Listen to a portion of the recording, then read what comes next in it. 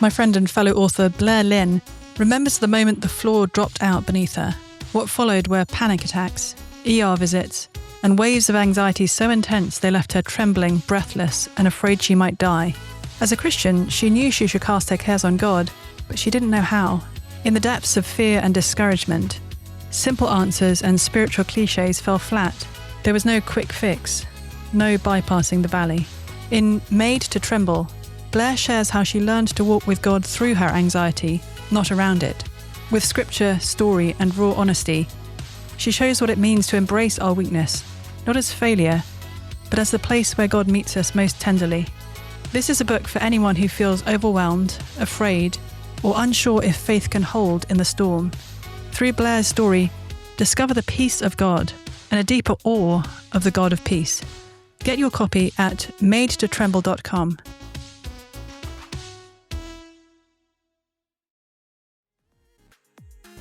The Sing hymnal, from award-winning hymn writers Keith and Kristen Getty, is a rich collection of classic and contemporary hymns created to deepen worship, foster unity in the church, and proclaim the hope that we have in Christ. Alongside beloved hymns, you'll also find psalms paired with songs, liturgical readings, and helpful indices, making this hymnal a lasting resource for families and congregations alike. Pick up your copy wherever books are sold, or get 30% off at crossway.org/gettyhymnal with a free Crossway Plus account.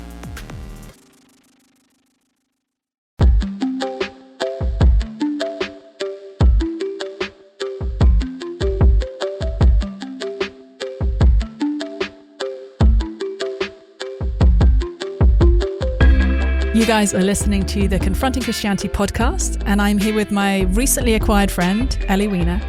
Ellie did her undergrad at Gordon College, quite near where I live actually, in Cambridge, Massachusetts.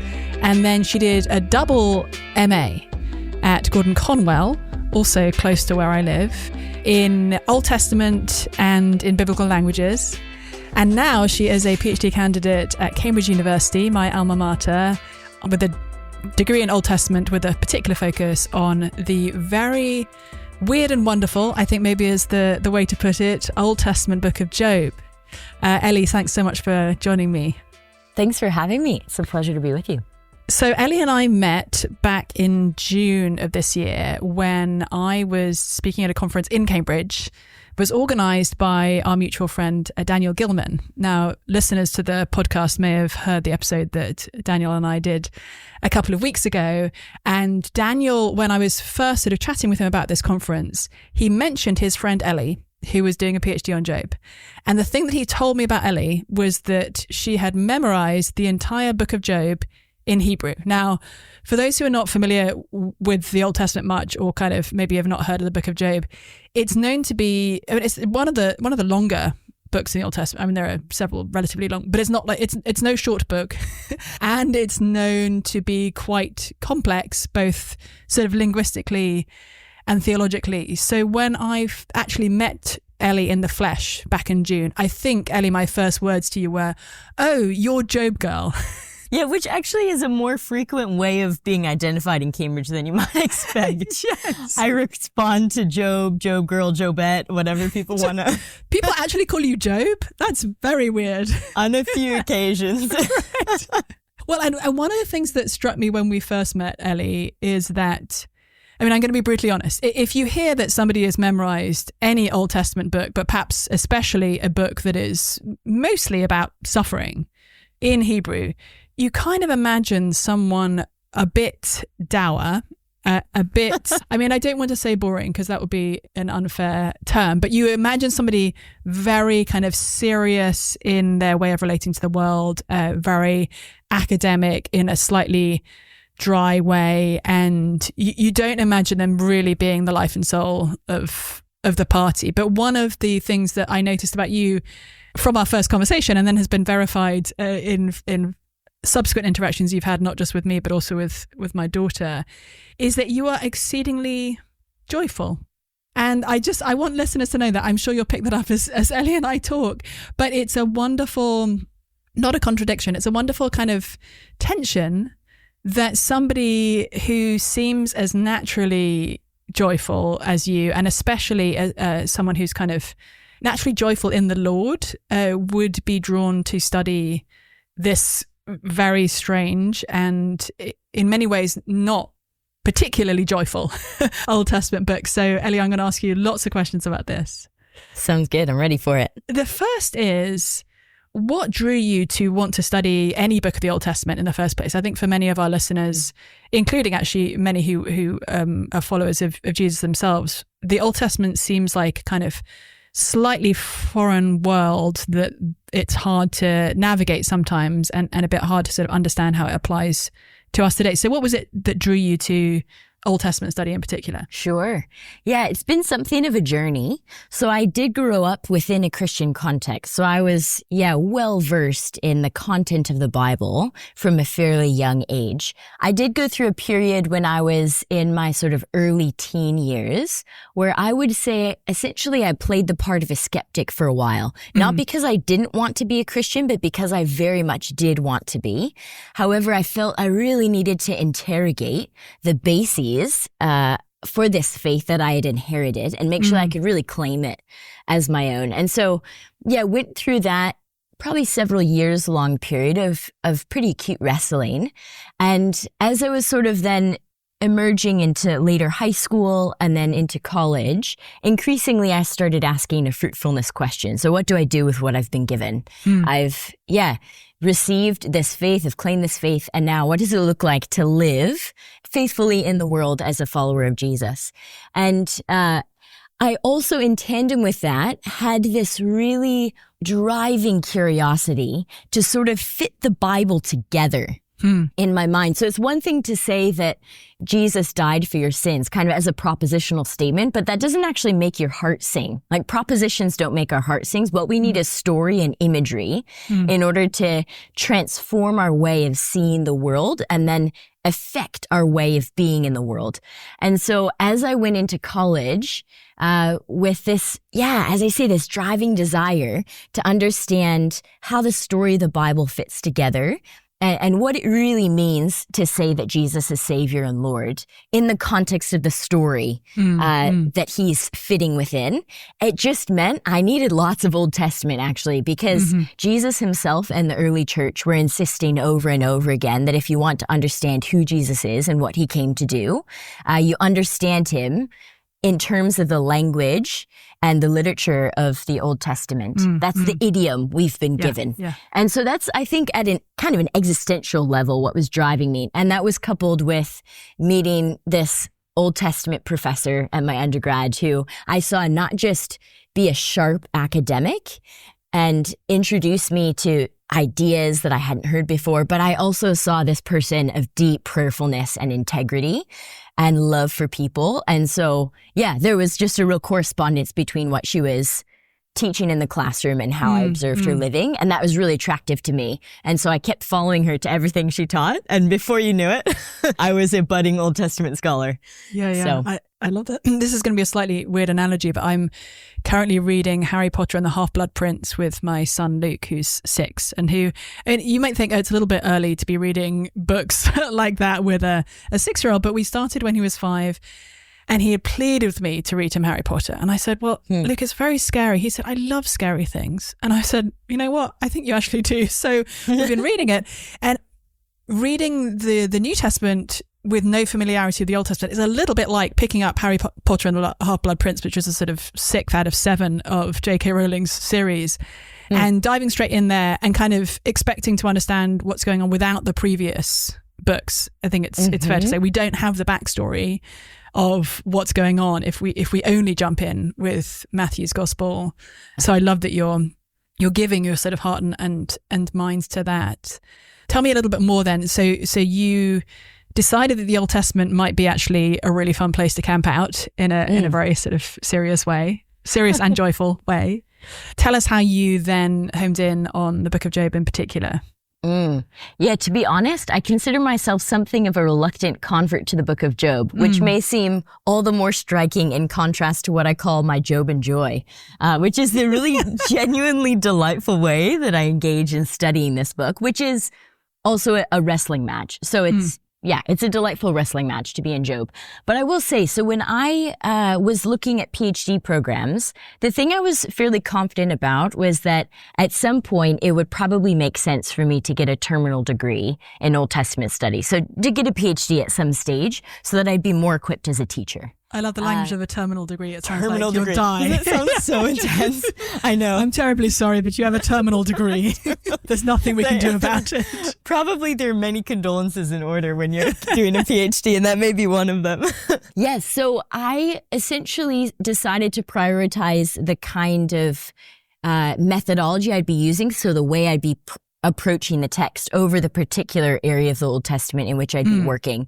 Because my perspective on the Bible is such that I actually have a high degree of confidence that anything I study would be deeply soul nourishing and would be good news for the world. So I wasn't as worried about the area of the text that I was working in. So that being said, I found my current supervisor at Cambridge, who's done a lot in particular portions of the Old Testament that are known for dealing with wisdom themes. And I had just a seed of an idea from a class in college related to the book of Job. So I thought, I'll just try this out. I'll do a bit of research, spin it into a proposal, send it off. I'm sure she'll shred it and tell me to go away. And to my great surprise, she emailed me back and said, "This looks great. If you get in, I'll supervise you." At that point, I thought, oh, what have I done? I may have just signed up for 3 years of Job. And so genuinely, that's how I began. That was my disposition when I initially got the news. I'm curious, what was the seed of the idea? Oh, I thought initially that I would be looking at the idea of prayer in the book of Job, which has since shifted, though it has not shifted radically so. So I've definitely adjusted my idea along the way. It particularly was stemming from a verse at the end of the book when God is sort of evaluating this long dialogue that's gone on between the main character Job and 3 of his friends. And how God evaluates the friends, I think, is really telling for how you read the whole book. And it's not usually it's seldom reflected, barring one example, in English translations. So I thought that, might be useful as a launching point.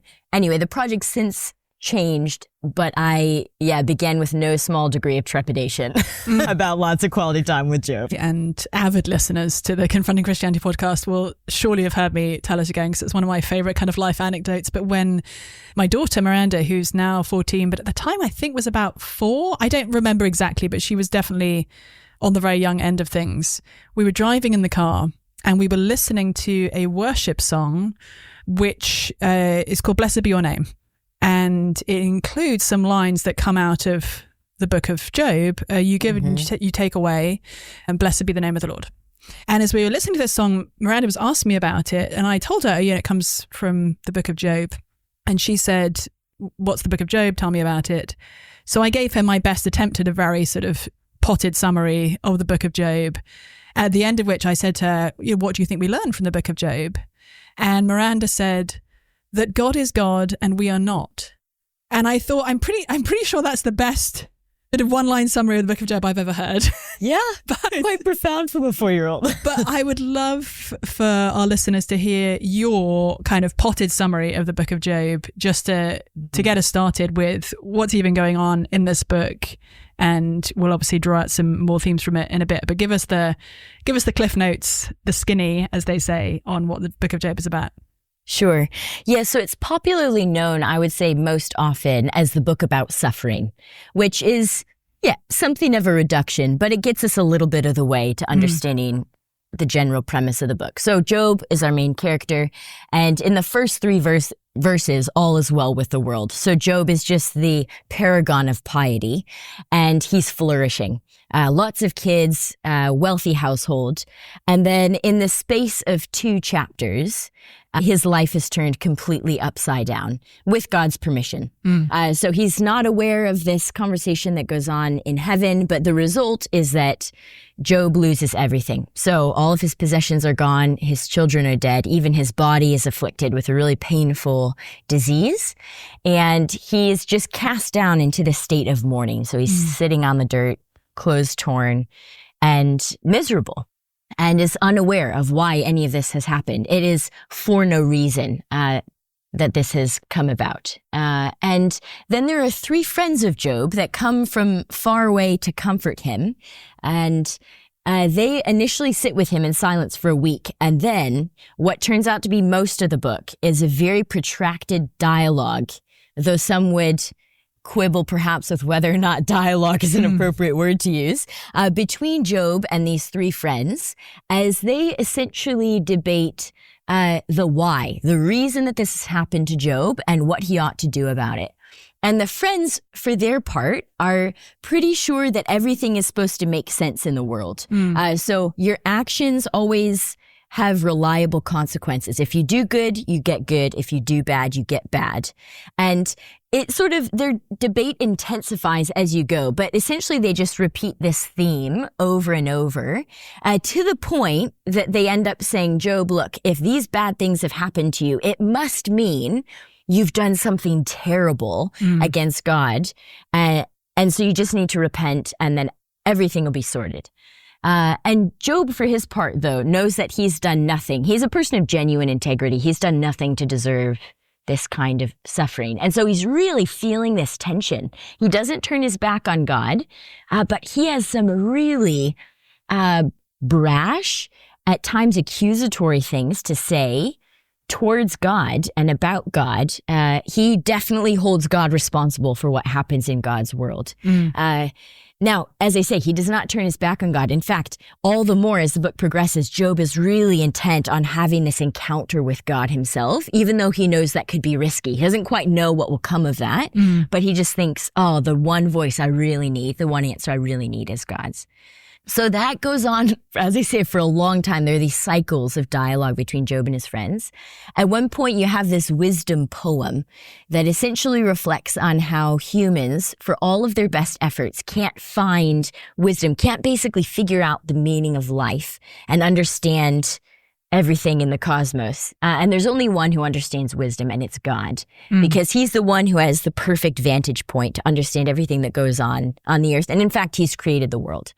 And then you have that sort of, I call it like a wisdom reprieve. It's like you get to catch your breath. And then you get 3 more chapters from Job where, basically has his last stand, ends with this charge. He wants to meet God in court. Let the Almighty answer me.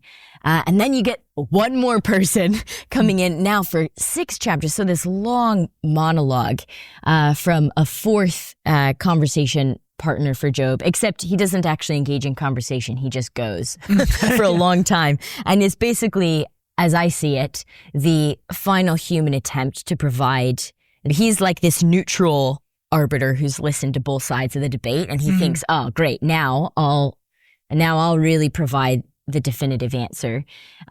Except that Job doesn't actually need another human answering him. He needs God. And so at this point, like the reader is just building this sense of longing, desperation for God's voice to come breaking into this impasse. And finally, 37 chapters in, finally God does come and answers Job from the whirlwind. Except when you get to his response, it's not at all what you might have expected. I think lots of people get to this point and they think, oh, surely the least God could do is explain himself and say, listen, Job, I know you've been wanting to know the reason for your suffering, and here's the situation that unfolded. Maybe they even think God ought to apologize. This seems so unfair that Job, this righteous person, should have had everything taken away. Except what God does is launches into this sublime creation poetry. And you're like, what on earth? He's like, were you there when I founded the earth? Tell me everything you know about light and darkness and where it lives. And where do the lightning bolts come from? These sorts of things. And you're like, what kind of an answer is this?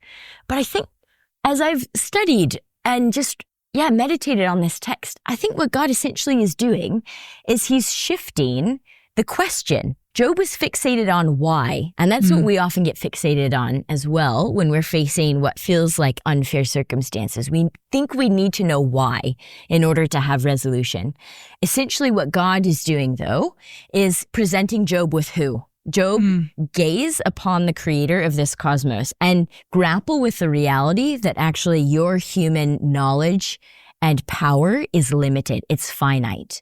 And so, Job, you have this crisis of decision. Are you willing to trust God to understand what you cannot know and to control what you cannot rule? And that's, I think, the decision that's proposed to Job and the one that's proposed to the reader ultimately. And Job, for his part, is like, you know what? I've seen God. And so actually now I've received the comfort that I've been longing for, waiting for this whole time. And that the people who were trying to answer me with tidy explanations and prescriptions weren't able to offer. But actually what I did need was who after all. And then the final bit of the book, you return to sort of this prose conclusion, often called an epilogue, to match the prologue at the beginning. And this was never promised to Job from the beginning, but as I see it, in this act of divine mercy, Job is restored to flourishing that's actually even escalated from what it was at the beginning. So he ends at a state that's more than it was at the beginning. And so it's almost like, a lopsided U-shaped plot where, things start well, very much go down, and then end higher than where they began. And I would say not just materially for Job, but even in his relationship with God and with others, those have been deepened too. So that was probably more generous than Cliff Notes. No, that was there's great. The sketch. Although it's interesting, what you gave us there was a kind of Job's eye perspective. You didn't tell us about the conversation at the beginning that Job doesn't get to hear between God and the Satan or the accuser, or how. Tell us a little bit more about what happens. Again, it's one of the kind of particularly curious features of this book, I think. But tell us how as readers we actually have a piece of information that Job doesn't have. So, oh man, I've actually just been writing so much about this, so I'll try to keep myself appropriately restrained. Essentially, in the prologue, in the first 2 chapters, you have all this scene switching happening between earth and heaven. So you start on earth, you get introduced to Job, and then scene change, now you're in heaven. And you have God essentially in front of his royal court. And there are these heavenly beings, if you will, that come before him. And there's one who's this adversarial figure. Sometimes English Bibles translate that as Satan with a capital S, which I think is a bit unhelpful as a translation decision. So it is a Hebrew word, ha-satan. So it's the word that we do get Satan from. But actually here, I think it's denoting a role. Probably more helpful than to read it as a proper noun. But essentially, this person is an adversary. They are one who opposes. That's what the word means in Hebrew. And essentially what this figure is doing is problematizing everything we've just seen about Job. So could it be actually that God has set up a faulty system whereby what looks like piety, what looks like loyalty from one of God's servants, i.e. Job, is actually just sort of a divine payoff scheme where Job, does the things that he thinks God will like in order that he'll get all of these divine benefits in return. It's like nepotism to the grossest degree is what the adversary is accusing Job of. So God, you've set up a faulty system, and Job, you don't actually have genuine integrity. So how do you test the interior to see if it's genuine? Well, you strip away the exterior. So what will Job do when everything that looks like blessing in his life, which you think is from God at this stage in the book, though that's not made explicit, if all of that's stripped away, will Job still be interested in God? Or will he just say, no, I'm throwing God behind my back. I'm going to do this on my own. And it wasn't worth it after all. And so I think to the reader's deep discomfort, God says, okay. And twice, because there are 2 rounds of this dialogue that go on in heaven. So the first time decimates Job's household. Second time around, now Job's body is afflicted. And so it's meant to be, I think, this extreme thought experiment. Let's take the most righteous person we could imagine, put him through the most intense, incongruous suffering imaginable. What then? What is to be said for living with allegiance to God in such a world where, from Job's vantage point, and actually by God's own admission, this is happening for no reason. As in, there's no cause within Job's life. It's not a punishment that merits this. This is not a punishment for anything. But I think what this is doing to the reader is really geniusly duping the reader into a presumption of knowledge. It's a classic case of dramatic irony. So you know more than the characters within the book know.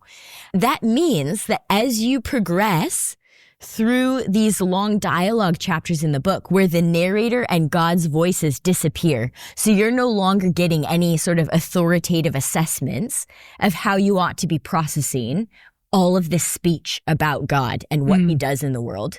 But now you as the reader are sitting there with this knowledge you have from the prologue that they lack, and you're trying to evaluate.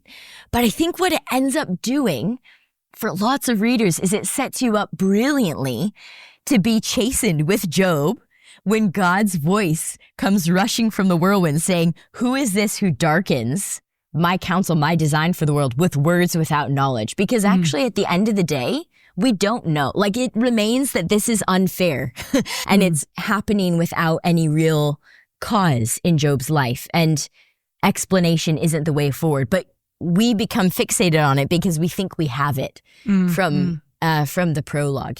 So I think it's really brilliantly involving the reader, engaging the reader in the task of interpretation for the whole book, and then increasing your sense of investment such that you're actually ready to feel the bracing force of God's reply with Job. Yeah. So that's, I think one of the dimensions that's going on there. I sometimes think of Job in the context of when people make the assumption, which is not an unreasonable one, but the assumption that if there is a God who really loves us, then he couldn't intend for his people to suffer. That there's a kind of a natural, in some ways, assumption that if we are followers of God who created us, then our lives ought to be sort of shiny and happy in one way or another. And I feel like almost no page of the Bible actually validates that. And especially, I mean, we see Job, and then we see Jesus, the human being of all most pleasing to the Lord in every possible way, and beloved to the utmost extent, who then suffers more horrifically than any human being has ever suffered. And I'm curious for your thoughts as you look at Job sort of with New Testament eyes, as it were. Help us understand, like, how does this curious, long, weird and wonderful story in the Old Testament, how does it help us think today if we are processing things kind of through the lens of Jesus coming into the world? What do you see as the connections there? Yes, so many connections. I remember the first year of my PhD when I arrived at Holy Week leading up to Easter. It was the first time that I'd been in that period of the year with my imagination just thoroughly saturated with Job.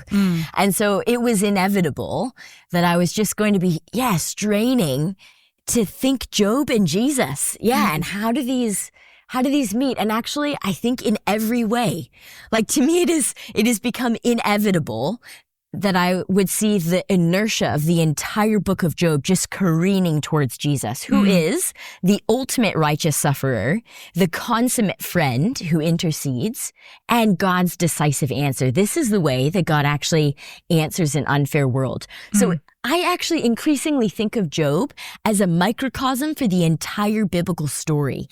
So you have this idyllic beginning where for a moment, all is well, and God and humans are keeping company, and there's blessing. There's just a picture of flourishing.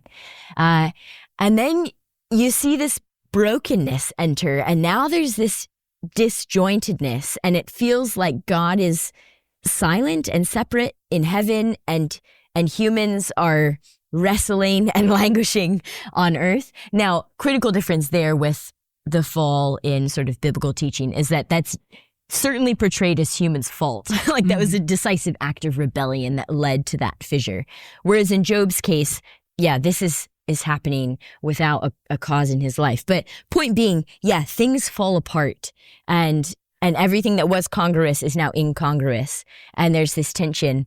And you watch humans try so hard for so long to do their best to answer Job.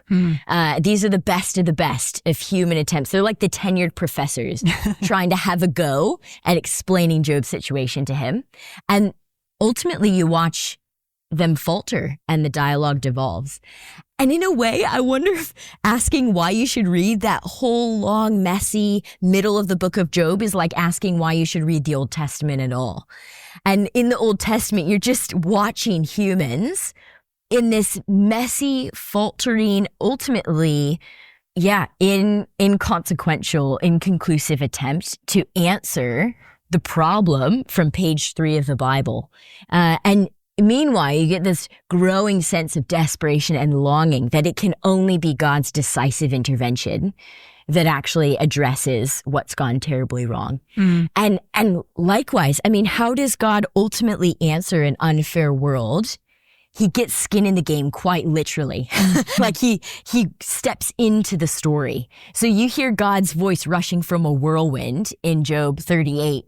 You hear God answer, you see God answering in a womb in the Gospels where, God actually enters into the story and becomes the sufferer, not unknowingly like Job, but very much knowingly. God walks straight into suffering that's deeply unfair because it actually should be our suffering and lives in our messy, broken world. And then ultimately takes the very unfair consequence of dying for the sake of our life and experiencing this alienation from God so that we don't actually languish in God-forsakenness. In our predicament. And then you end with this conclusion that's more than the beginning. It resembles the beginning, but actually it's managed to be even escalated, which is how the biblical story ends, actually. It looks a lot like the beautiful garden at the beginning, but it's even better. There's this fullness of dwelling with God and this sort of perfection of humanity that was there in seed form. You realize when you go back to the beginning of the story, you're like, I didn't even think it could get any better than this, but wow, in God's astounding mercy, He's managed to just have this super abundant generosity that leaves us somewhere more than where we started. So I just think the entire theological substructure of the book is just getting me to Jesus every time. I've particularly enjoyed listening to you, Ellie, and I don't know how much of this our wonderful sound engineer Brad is going to clean up, but as Ellie was talking and I was listening, she's sitting outside I assume you're in Cambridge, are you? Like real Cambridge. I'm in fake Cambridge, America. You're in real Cambridge, England. And there's been this crow that's been sort of cawing at various dramatic moments as you've been telling us that story, which I absolutely love. So one of the weird decisions that you made as you set off in your trajectory of studying the book of Job kind of academically was to go ahead and learn it, not just in English, which honestly would be intimidating enough for most of us, but to learn it in Hebrew. Tell us a little about why you chose to do that and what difference it has made to you.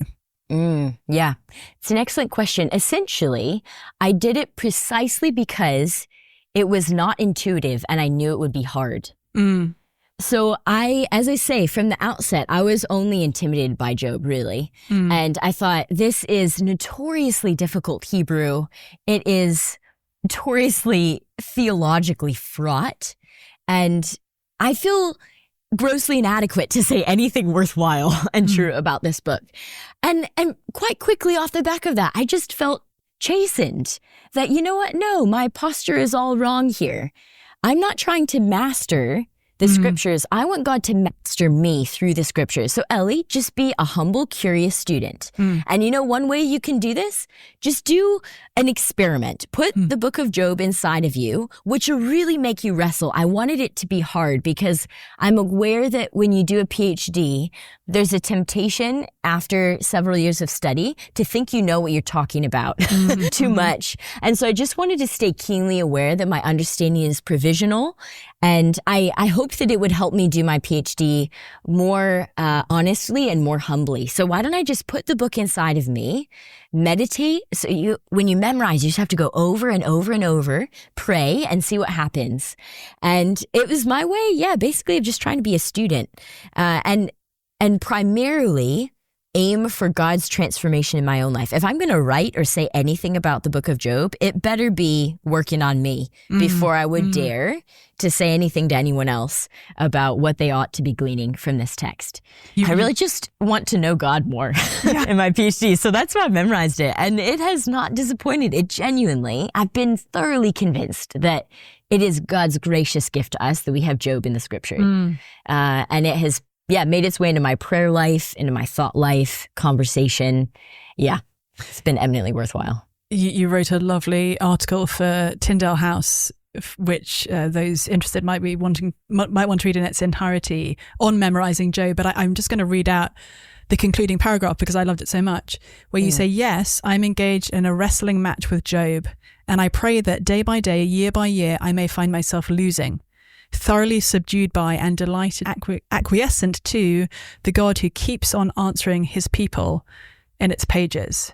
I love that idea of wrestling and losing, which are often, especially those of us who are sort of more academically minded, we kind of want to wrestle and win. Like, if we're honest, we want to master a text, we want to become an expert in whatever it is.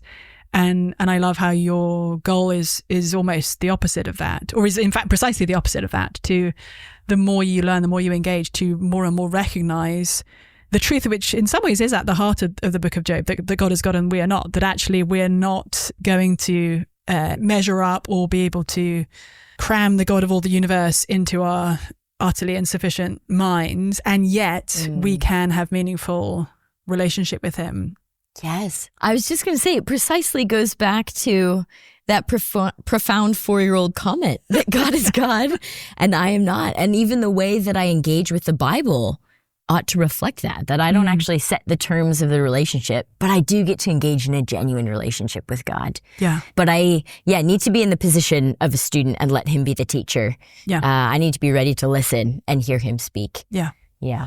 I'm going to make a very related sidestep in the conversation, because I think there are many, both who grew up inside the church and probably outside the church as well, who think of Christianity honestly as pretty anti-intellectual, or at least think of Christians as anti-intellectual, that Christianity is a good excuse for people not to engage their brains, to have sort of simple answers to life's hard questions, and that there's a sense of, almost a skepticism even among Christians of intellectual pursuits in general, and I think honestly there's a skepticism with some of seriously studying the Bible at an academic level at a kind of world-class university that's not necessarily sort of explicitly Christian in all its ways.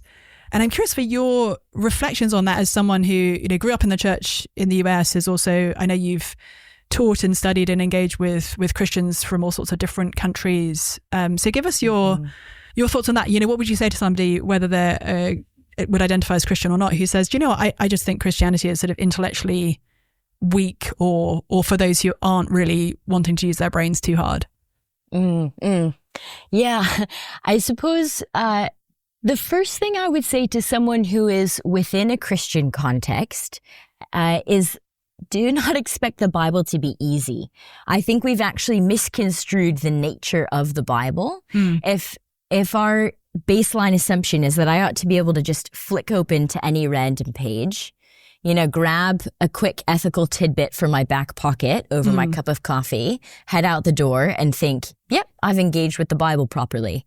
I don't think that's what God has for us in the scriptures, because it's something so much harder, but so much more glorious. And actually, the very act of seeking and engaging in this, as I've called it, a wrestling match, to understand, straining to understand, forms our character. And actually, I think is, spiritually formative in ways that are pleasing to God and actually make us look more like Jesus. And we should expect to do that in community for a lifetime.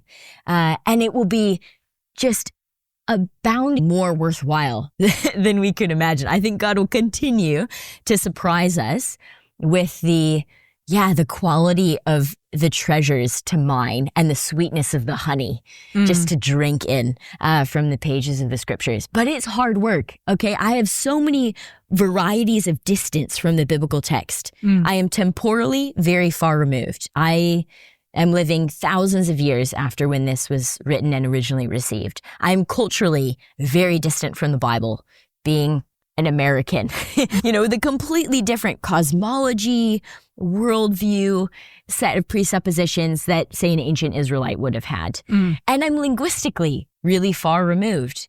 Yeah, it was quite hard to memorize Job in Hebrew because that's not my heart language, So it's, language, obviously, it's a great thing that we have Bible translation. So yeah, praise God for that. And I hope that continues across different language groups around the world. But yeah, we just be aware that every time you engage with a Bible translation, you're engaging with an interpretation. There is no getting around the fact that we are interpreters as soon as we engage with the Bible. So there's, just to talk about sort of the literal meaning as if that's a really straightforward thing to say, I think is an oversimplification.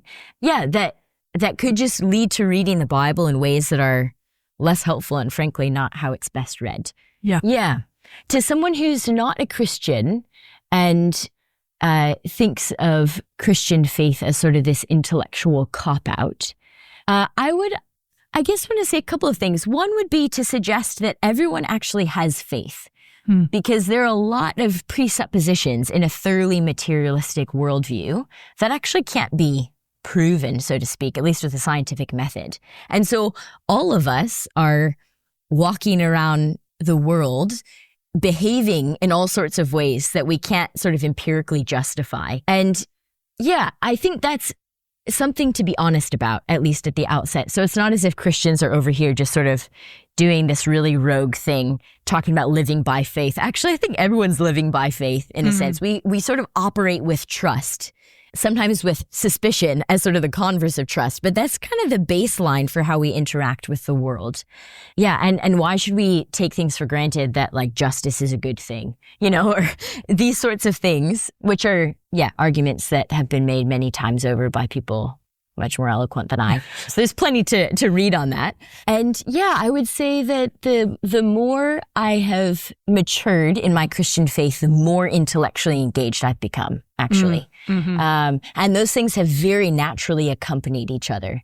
It has not been as if I'm sort of hiding my personal faith in the closet when I go into the Faculty of Divinity at Cambridge. Yeah. And I'm praying my way through the things that I'm studying, Yeah. And I'm reading the Bible in Hebrew on my own for fun, like that kind of thing. They've been mutually informing, and they've only deepened my love for God. I think my experience, a lot of Christians actually have the idea, and I guess actually a lot of people who are skeptical of Christianity as well, that if you really go into the academic study of the Bible, it's a one-way ticket to letting go of any kind of heart level deep beliefs in, for example, the uniqueness of Jesus, or the reality of the bodily resurrection, or you name it, like any of the kind of core strange convictions that Christians traditionally have held.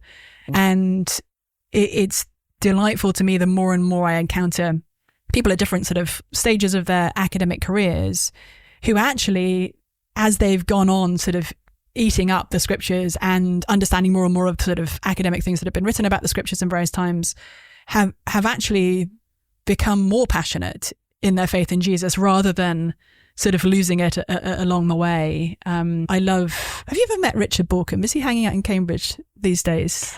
Oh, I've just sort of heard the rumors that he's around, but maybe I passed him on the street and had no idea. I'm only bringing him up because I think he's my favorite New Testament scholar, and he is, for those who are not familiar with his work, he does brilliant kind of detailed historical work around the New Testament in particular, and multiple assumptions that have been made by people who are coming from a more kind of liberal perspective when it comes to how we should read and understand the New Testament. His research just kind of cuts the knees out from under them, and he does it in this very this very almost sort of understated way, but absolutely brilliant kind of groundbreaking research that gives us more historical background for the New Testament and leaves us more secure in our sense that, actually the gospel accounts of Jesus' life, for example, are giving us like real access to eyewitness testimony, rather than, we've had, I think, decades of scholarship, especially prior to the last sort of 20 years, I suppose, that have more and more said, oh, no, the more you study, the more you understand of history, the more you understand of the text, the less confidence you can have in them. I feel like there's a real kind of turning of the tides there, at least with some of the top scholars in this field. And it's wonderful to kind of see people like you who are eating up the Old Testament and becoming not less confident in Jesus, but actually growing in your faith as you do that. Yeah. I think it's just so, essential that we recognize, whoever you are, that God's not afraid of your questions. Like, if this is true, interrogate it and it will hold up. Yeah. And actually, you won't be able to pull the rug out from under God. You know, like if Jesus is who he says he is, then you will find yourself on your knees. You won't find yourself sort of lording it over him and standing in victory over him. No. You will say Jesus is Lord from your knees and ask away. And for those who are on the other side and who are helping people sort of engage in more technical and formal study of the Bible, I think that does need to be done very pastorally, because when people are just beginning in a more academic study of the Bible, they don't have the context of the scholarly conversation yet. They don't yet have all the tools in their toolbox that the senior scholars do. And so they could be a bit more vulnerable to just sort of eating anything up without having the capacity to really evaluate and negotiate their way through. So I think there's a real need for people to be pastoral in the way that they sort of help people into the world of biblical studies, which is, I don't do biblical studies for the sake of the academy. I actually do it for the sake of the church. Yeah. I'm really happy to participate in that space, but it's not actually where my heart lies. Yeah. So I would encourage anyone, learn Hebrew, learn Greek. You don't have to, but go for it. It's one of the first things that I said when I met Ellie after saying, "You're Job girl," was, please can I introduce you to my daughter? Because as I mentioned, my daughter Miranda, who's now 14 rather than 4, is personally like deeply fascinated by the Bible in general and by the biblical languages in particular. And in fact, I think at this point is being open about the fact that she actually loves Hebrew more than she loves Greek. Which is, let's go, girl. There it is. I support that. And all of this began, I'm saying this partly for the sake of any parents out there with kids who have the propensity toward nerdiness and for whom this could be an encouragement. And I'm saying it partly for people who may themselves have that appetite but feel like they haven't necessarily found that space within their church contexts. But Miranda's been teaching herself Greek and Hebrew not because of my inspiration, let it be known. I did the classic thing of learning Greek and Hebrew in seminary and then basically forgetting it in the years since, which you always warned against, in which I'm the cautionary tale.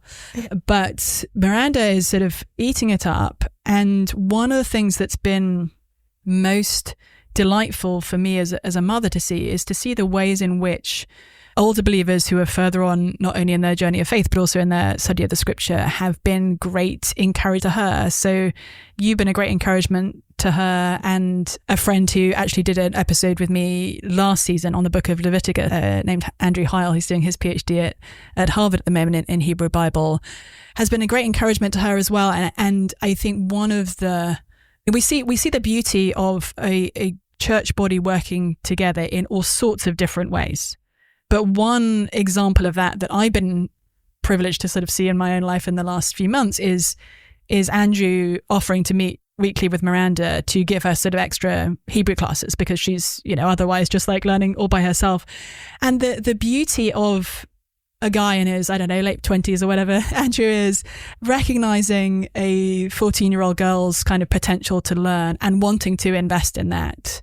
And the beauty of Miranda having people like you in her life who can be examples of joyful, humble, deep, rich engagement with the Bible in the original languages is just such a gift to her. And as I say, I hope to some who are listening to this as well. I met a young woman just this week. I was traveling to Nashville and I met a young woman who was, I think, 15 and has been learning Latin through the kind of classical education program that she's in. And I was sort of gently kind of nudging her like, hey, have you thought about learning biblical languages? Because one of Miranda's big complaints against life is that Christian kids don't get exposed to the biblical languages. And I think part of it is actually Latin's fault. I think we default to teaching kids Latin if we're going to teach them an ancient language. But maybe if you're a parent, or if you're a pastor, or if you're an adult with an interest in these things, maybe think about exposing some of the kids in your church to Greek and Hebrew and seeing where that leads, because it only actually can lead to good and beautiful things if we're engaging more with the Bible on its own terms. Oh yeah, Miranda's gonna shoot way past me in no time, which is my goal. Well, she's already shot past me, so we're all good. Ellie, last question for you before we wrap up.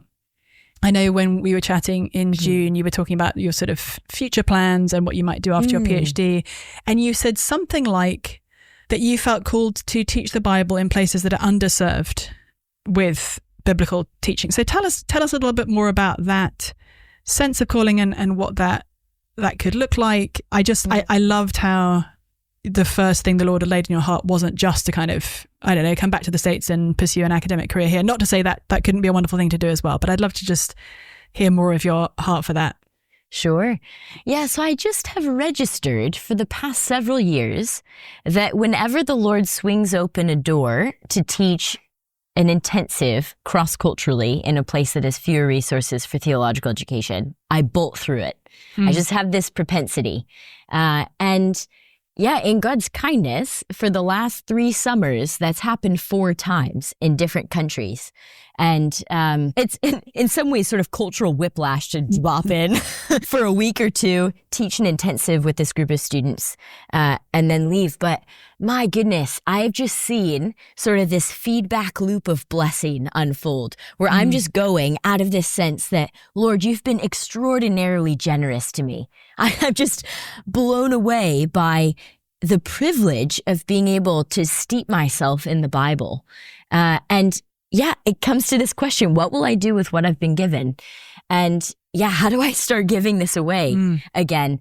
As I've said, in areas where there are fewer resources for theological education. I'm American. If I look at the States, I think, wow, yeah, there's all kinds of need there. There are also way more people who could do this sort of thing there than almost anywhere else in the world, where in some contexts, the church is not really existent at all.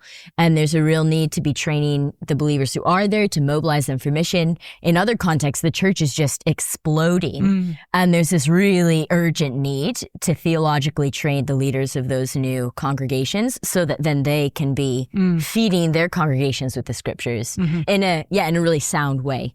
So I don't know all of the permutations that may have in my life in terms of what that looks like. But at this stage, I am anticipating within hopefully a year or 2 of finishing my PhD to land myself in Athens to start teaching at a Bible college there, which is actually the only one of its kind in the whole country. Oh, wow. And yeah, it's a school where I taught actually last September. I taught a Job intensive there. And so I've had an opportunity to meet the director of the school and the faculty and staff and just think, wow, it would be in a lot of ways really difficult to commit myself mid to long term to a new cultural context, learn a new spoken language. And yeah, it's a big decision. And yet, what a privilege it would be to partner with these brothers and sisters in ministry and just walk forward with open hands to see where God may lead from there at any time. But I hope that, yeah, wherever I am at any given point, my eyes are sort of to the nations. Yeah. And yeah, just inviting the Lord to do with me as he pleases. So I love what you said in the middle of that, which was along the lines of, look how much I've been given, how can I start to give it away? And I think that applies to all of us if we're followers of Jesus, regardless of what that is. Biblical languages may not be your thing. My guess is for the large majority of people listening, that isn't the thing that you've been given, particular opportunities or kind of capacities there. But maybe you've been given a great capacity for service in very practical ways, or maybe you've been given a lot of money, or maybe you've been given a lot of resources of any kind. And the question for us followers of Jesus is, okay, how can I start giving? How can I use this? How can I invest this? How can I give this away in ways that actually advance Jesus's kingdom rather than just kind of building up my own kingdom, as it were? I think that's a useful word for all of us. And very, very last recollection from our first conversation in Cambridge was just getting the sense from you really quickly that you are somebody who has their eyes on Jesus's return. And this is something which I think many of us who may have been followers of Jesus for years don't actually have, but which the New Testament consistently calls us to, which is just keep your eyes fixed on the day to come. And that shapes everything we do here. It reframes how we think about our life here in every dimension. It reframes how we think about suffering. It reframes how we think about marriage or children or other kinds of relationship. It reframes how we think about success, whether it's academic or professional in whatever context. If we keep our eyes fixed on the reality that Jesus is coming back for us, that changes everything. It really does. Yeah. The story's not about me. I'm about to die soon and will swiftly be forgotten, and I think you have a terminal degree.